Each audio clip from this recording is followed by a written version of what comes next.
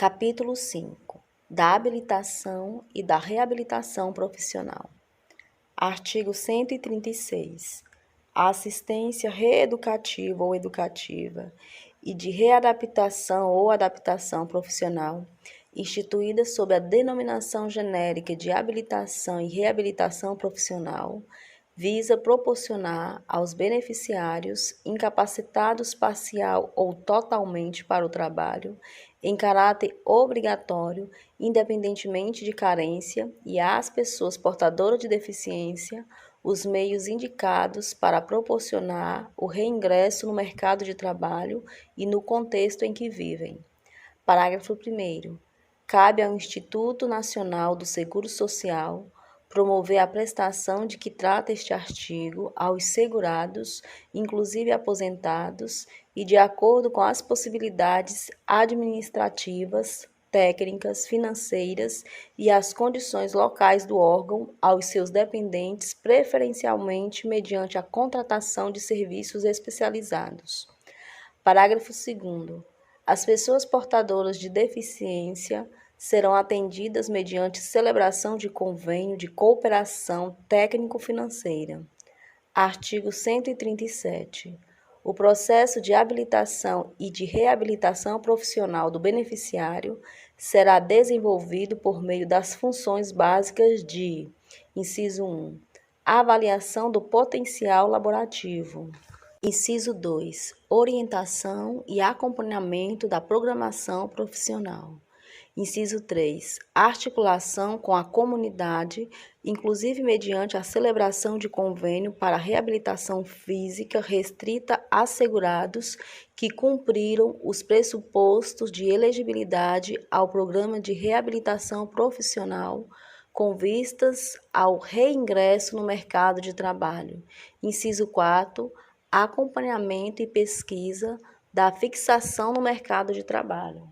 Parágrafo 1º. A execução das funções de que trata o caput será realizada preferencialmente por meio do trabalho de equipe multiprofissional especializada, sempre que possível na localidade do domicílio do beneficiário, ressalvadas as situações excepcionais em que ele tenha direito à reabilitação profissional fora dela. Parágrafo 1º-A. A avaliação da elegibilidade do segurado para encaminhamento à reabilitação profissional, a reavaliação da incapacidade de segurados em programa de reabilitação profissional e a prescrição de órteses, próteses e meios auxiliares de locomoção e acessórios serão realizadas pela Perícia Médica Federal. Parágrafo 2º.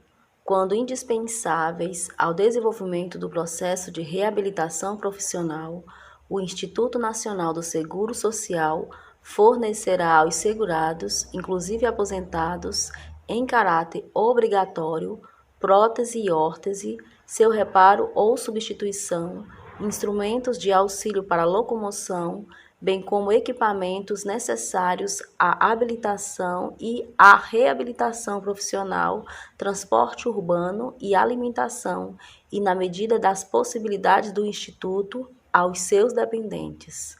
Parágrafo 3º. No caso das pessoas portadoras de deficiência, a concessão dos recursos materiais referidos no parágrafo anterior ficará condicionada à celebração de convênio de cooperação técnico-financeira. Parágrafo 4º. O Instituto Nacional do Seguro Social não reembolsará as despesas realizadas com a aquisição de órtese ou próteses e outros recursos materiais não prescritos ou não autorizados por suas unidades de reabilitação profissional. Artigo 138. Cabe à unidade de reabilitação profissional encaminhar para avaliação médico-pericial a ocorrência de que trata o parágrafo 2º do artigo 337. Artigo 139.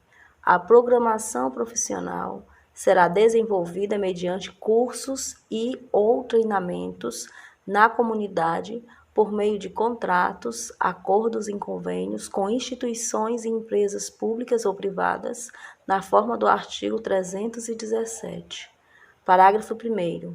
O treinamento do reabilitando, quando realizado em empresa, não estabelece qualquer vínculo empregatício ou funcional entre o reabilitando e a empresa, bem como entre estes e o Instituto Nacional do Seguro Social. Parágrafo 2º. Compete ao reabilitando, além de acatar e cumprir as normas estabelecidas nos contratos, acordos ou convênios, pautar-se no regulamento daquelas organizações. Artigo 140.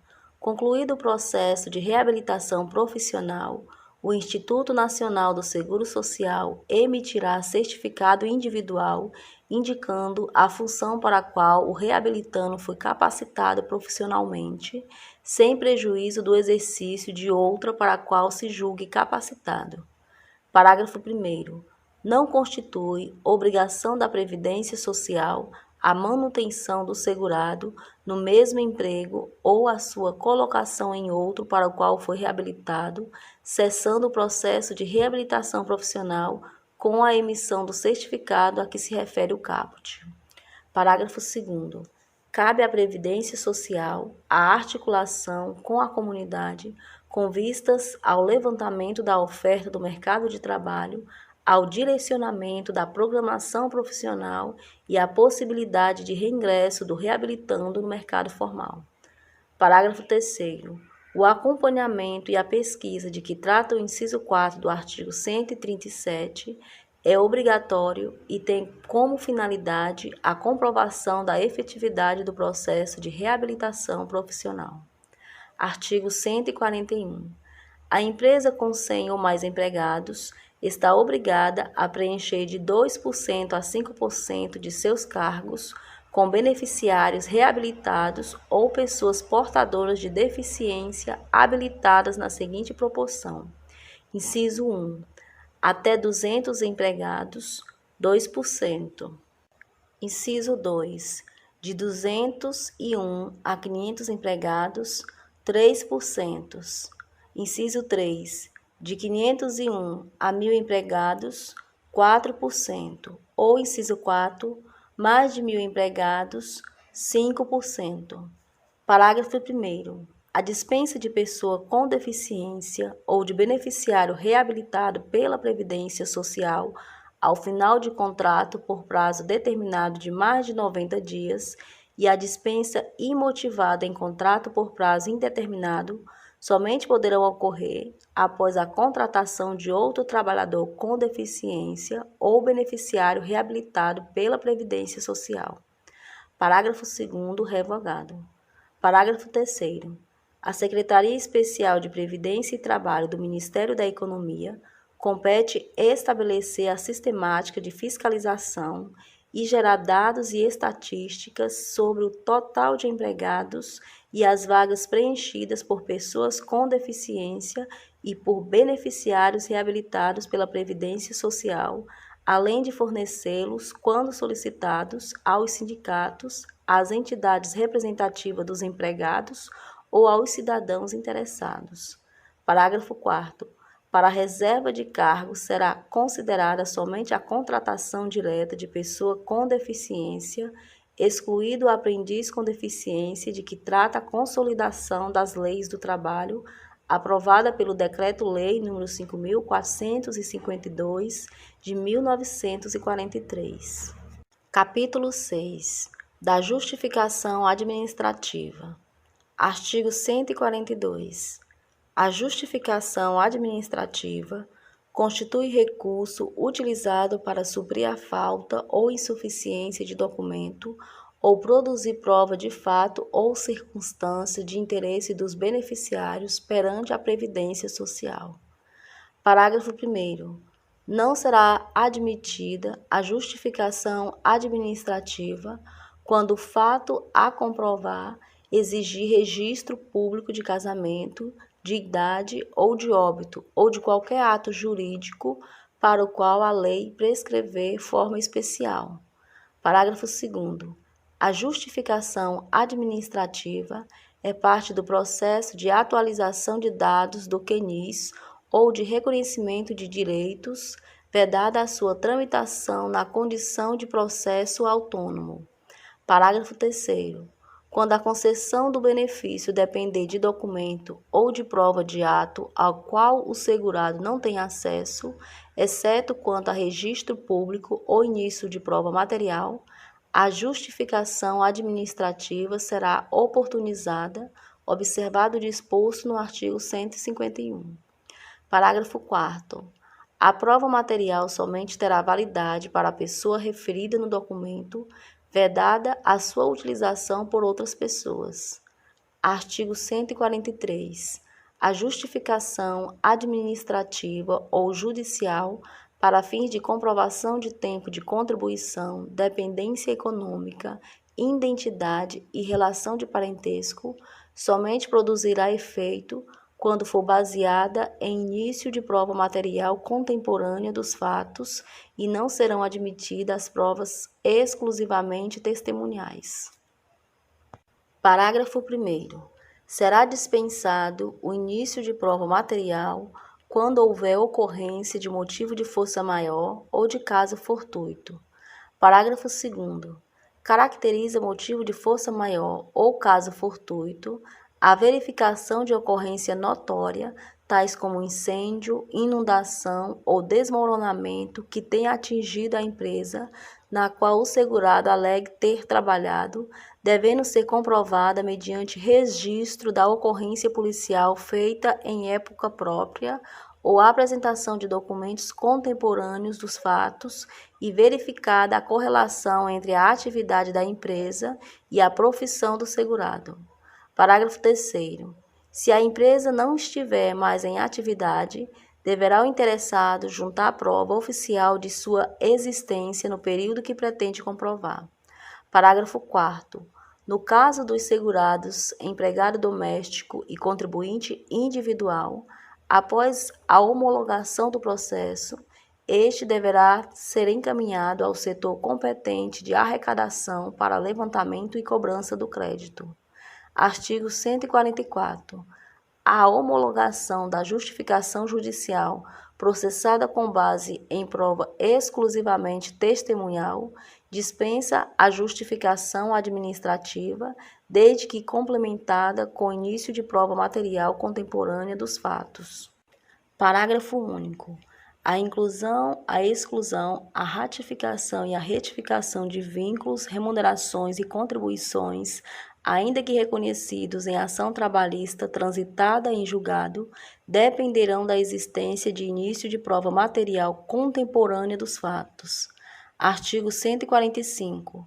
Para o processamento de justificação administrativa, o interessado deverá apresentar requerimento no qual exponha clara e minuciosamente os pontos que pretende justificar, além de indicar testemunhas idôneas, em número não inferior a 2, nem superior a 6, cujos depoimentos possam levar à convicção da veracidade do que se pretende comprovar.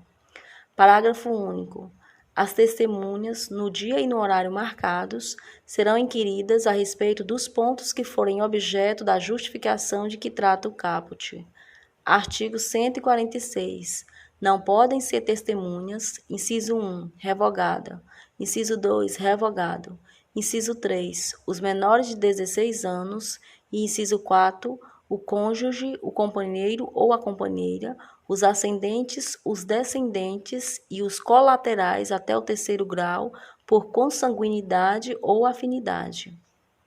Parágrafo único. A pessoa com deficiência poderá testemunhar em igualdade de condições com as demais pessoas e lhe serão assegurados todos os recursos de tecnologia assistiva. Artigo 147. Não caberá recurso da decisão da autoridade competente do Instituto Nacional do Seguro Social que considerar eficaz ou ineficaz a justificação administrativa. Artigo 148. A justificação administrativa será avaliada globalmente quanto à forma e ao mérito, valendo perante o Instituto Nacional do Seguro Social para os fins especificamente visados, caso considerada eficaz. Artigo 149. A justificação administrativa será processada sem ônus para o interessado, e nos termos das instruções do Instituto Nacional do Seguro Social. Artigo 150. Aos autores de declarações falsas prestadas em justificações processadas perante a Previdência Social serão aplicadas as penas previstas no artigo 299 do Código Penal. Artigo 151. Somente será admitido o processamento de justificação administrativa quando necessário para corroborar o início de prova material apto a demonstrar a plausibilidade do que se pretende comprovar.